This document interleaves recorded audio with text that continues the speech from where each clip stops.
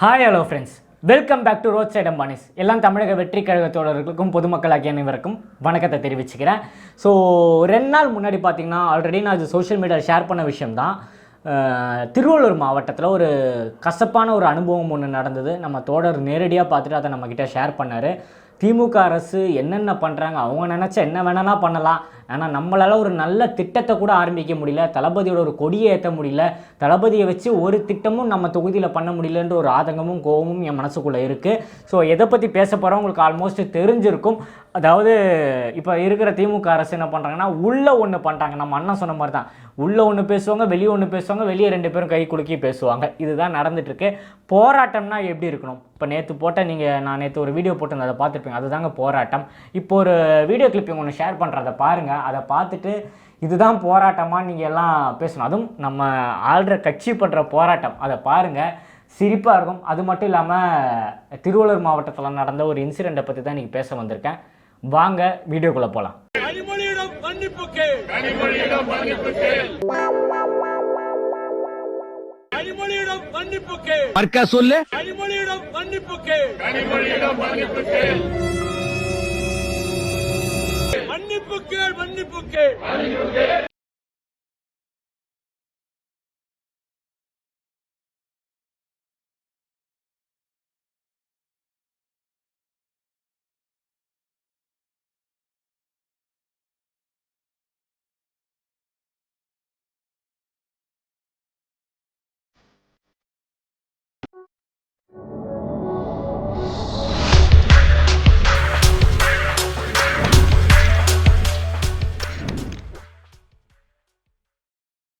அதாவது தமிழக வெற்றி கழகம் சார்பாக பார்த்தீங்கன்னா, தமிழ்நாட்டில் எந்த இடத்துல கொடி கம்பம் வச்சாலும், நம்ம தலைவர் தளபதியோட முகம் பதிச்ச போர்டு வச்சாலும் பர்மிஷன் கிடையாது.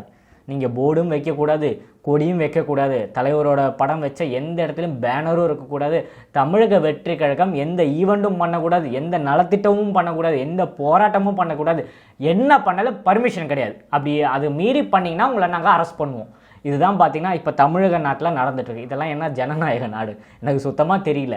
ஒன்றுமே பண்ணக்கூடாது, ஒன்றுமே இருக்கக்கூடாதுன்னா இது ஏன் தலைவர் தளபதி விஜய் அவர்களுக்கு மட்டும் நடக்குதுன்னு எனக்கு சுத்தமாக தெரியல. இப்போ நான் பேச வந்த விஷயம் என்னென்னு பார்த்தீங்கன்னா, 2 நாள் முன்னாடி பார்த்தீங்கன்னா நம்ம முதலமைச்சர் பார்த்தீங்கன்னா திருவள்ளூர் டிஸ்ட்ரிக்ட்டுக்கு வராது. ஏதோ கண்டன ஆர்ப்பாட்டம்லாம் சொல்கிறாங்க, என்ன விஷயம்ன்றே தெரியல. ஸோ அந்த ஒரு நிகழ்ச்சி ஒன்று பிளான் பண்ணியிருக்காங்க. நம்ம கழக தோழர் நிர்வாகி ஒருத்தர் பார்த்தீங்கன்னா அது வழியாக போகிறாங்க. அன்றைக்கி மழை, 2 நாள் முன்னாடி உங்களுக்கு தெரியும், நல்லா மழை பெஞ்சிட்ருக்கு. சென்னையில் பொறுத்த வரைக்கும் நல்லா மழை பெய்யுது. ஸோ அவர் காரில் போகும்போது பார்த்திங்கன்னா நிறைய கொடி கம்பங்கள்லாம் சாஞ்சு கிடக்குது.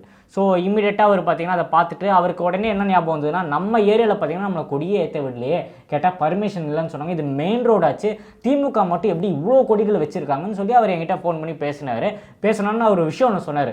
ஒரு கொடி கம்பம் ஃபுல்லாக சாஞ்சிருந்தது. அந்த இடத்துல ஸ்கூல் பசங்கள்லாம் நடந்து போயிட்டு இருந்தாங்க, நிறைய வண்டிகள்லாம் போயிட்டு இருந்து, யாருமே அதை கண்டுக்க மாட்டாங்க. மழைனால அந்த கட்சிக்காரங்க யாருமே அங்கே கிடையாது. அதுக்கப்புறம் நம்ம நிர்வாகி தமிழக வெற்றி கழகத்தோட நம்ம தோழர் காரை விட்டு இறங்கி போய் அந்த கொடியை எடுத்து ஓரமாக வச்சுட்டு கார் எடுத்துகிட்டு போயிருக்காரு.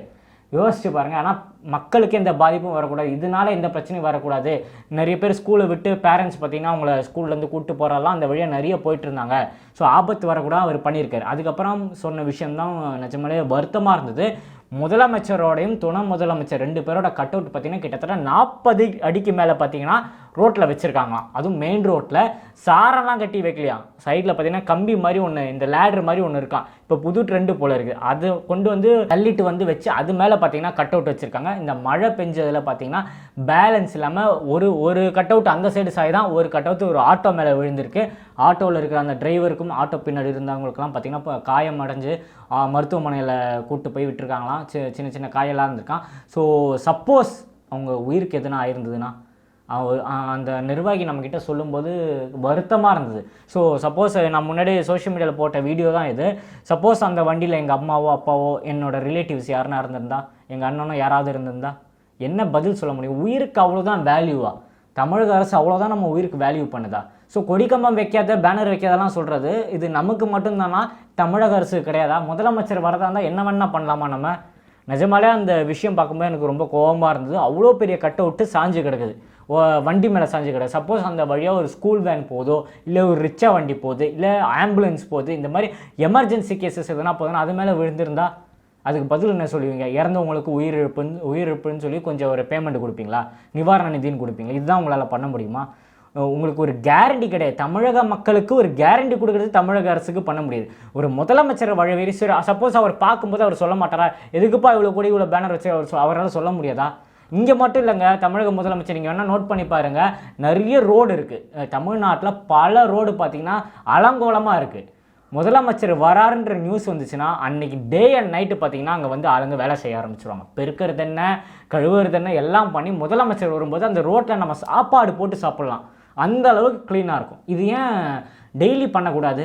இல்லை வாரத்தில் ஒரு வாட்டி ஏன் பண்ணக்கூடாது? முதலமைச்சர் நம்ம ஏரியாவுக்கு வரதா இருந்தால் மட்டும்தான் இந்த மாதிரி விஷயங்கள் நடக்குமா? இந்த லைட் எப்பமா போட்டாங்க? நீங்க வரீங்கன்னு முந்தா நேத்து தான் போட்டாங்க. இதை பேசும்போது நிறைய ஃப்ரெண்ட்ஸு என்னோட தோழர்கள்லாம் சொன்னாங்க, அஸ்வின் இதை பற்றி பேசாத, சப்போஸ் இதை பற்றி பேசினா உனக்கு பிரச்சனைகள் வரும், நிறைய குடைச்சல்கள் கொடுப்பாங்க, திமுக அரசுலேருந்து நிறைய விஷயங்கள் வரும், காவல்துறையிலேருந்து பிரச்சனைகள் வர வாய்ப்பு இருக்குது, நிறைய சொன்னாங்க. ஸோ அதுக்கப்புறம் யோசித்தேன், இதுக்கு முன்னாடி நம்ம மக்கள் இயக்கமாக இருந்தோம், நம்ம தலைவர் படத்தில் நடிச்சிட்டு இருந்தார், நம்ம மக்கள் இயக்கமாக மக்கள் சேவை பண்ணிட்டு இருந்தோம், இதை பற்றிலாம் நம்ம பேசலாம். நம்ம பேனரை கிழிச்சாங்க, நம்மளை நிறைய விஷயங்கள் பண்ண விடாமலாம் பண்ணாங்க, படம் ரிலீஸே பண்ண விடாமல் பண்ணாங்க. அப்போல்லாம் நம்ம வாயை மூடிட்டு இருந்தோம். இப்போ நம்ம அரசியல் கட்சி தமிழக வெற்றி கழகம் என்ற ஒரு பவர்ஃபுல்லான பொலிட்டிக்கல் பார்ட்டி நம்மக்கிட்ட இருக்குது. நம்ம பின்னாடி நம்ம அண்ணன் இருக்கார். ஸோ நம்ம ஏன் எதுக்கு போய் பண்ணோம்? நமக்கு ஒரு சின்ன கீரல் வேணும்னா நம்ம தமிழக வெற்றி கழகம் மொத்த நிர்வாகியும் வந்து இறங்குவாங்கன்றதுல எனக்கு நம்பிக்கை இருக்குது. எங்கள் பொதுச் செயலாளர் நிறைய மேடையில் அதை பேசியிருக்காரு. நம்ம நிர்வாகி ஒருத்தருக்கு ஒரு பிரச்சனைனா 1000 பேர் அந்த இடத்துல கூடுவாங்கன்ட்டு.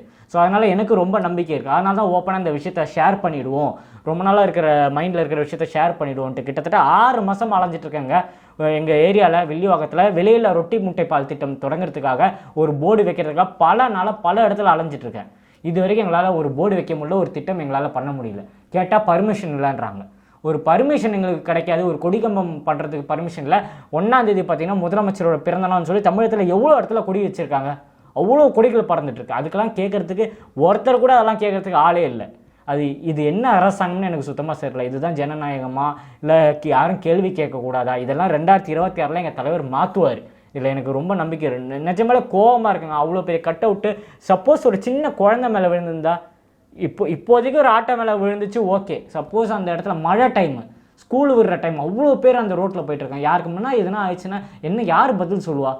நான் யோசிக்கிறது என் ஃபேமிலி மெம்பர்ஸ் அந்த சைடாக போயிருந்தால் என்ன ஆயிருக்கும் தான் நான் யோசிக்கிறேன். இது கண்டிப்பாக இது எந்த மீடியாலும் வரலங்க. பெருசாக நான் பார்த்தேன், சோஷியல் மீடியாலலாம் பார்த்தேன். அந்த ஒரு சின்ன வீடியோ கிளிப்பிங் ஷேர் பண்ணுறேன் பாருங்கள்.